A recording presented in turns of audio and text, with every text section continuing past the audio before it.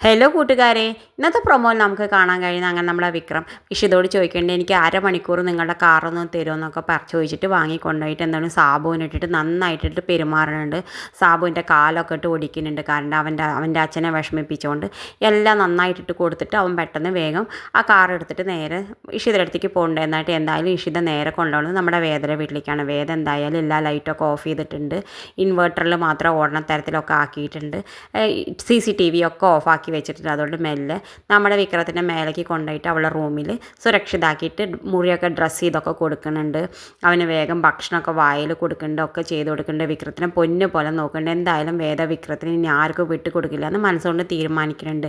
ഏത് ആപത്ത് വന്നാലും അവൾ വിക്രത്തിൻ്റെ കൂടെ ഉണ്ടാവും. എന്തായാലും വരുണ്ട കേസ് അവളെ കൊണ്ട് തെളിയിക്കാൻ പറ്റും. അവൾക്ക് നല്ല ഉറപ്പുണ്ട്. വിക്രത്തിനെ എന്തായാലും അവൾ രക്ഷിച്ച് കൊണ്ടുവരും എന്ന് വിചാരിച്ചിട്ട് അവൾ വിക്രത്തിനെ പൊന്നു പോലെ നോക്കുന്നുണ്ട്.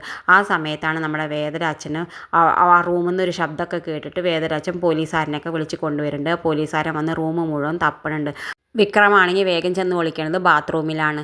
എന്തായാലും ബാത്റൂമിലേക്ക് നമ്മളെ പോലീസുകാരൻ ചെല്ലുന്ന സമയത്ത് വേഗം അവളുടെ വിരൽ ആ വാതിലിൻ്റെ ഇടയിൽ വെക്കുന്നുണ്ട്. അവളുടെ കൈ അങ്ങനെ അടയ്ക്കുന്ന സമയത്ത് അവളുടെ കയ്യിൽ വിരൽ പെടുന്ന സമയത്ത് എല്ലാവരുടെയും ശ്രദ്ധ അവളുടെ വിരൽമിലായതുകൊണ്ട് വിക്രത്തിനുള്ള ശ്രദ്ധ മാറുന്നുണ്ട്.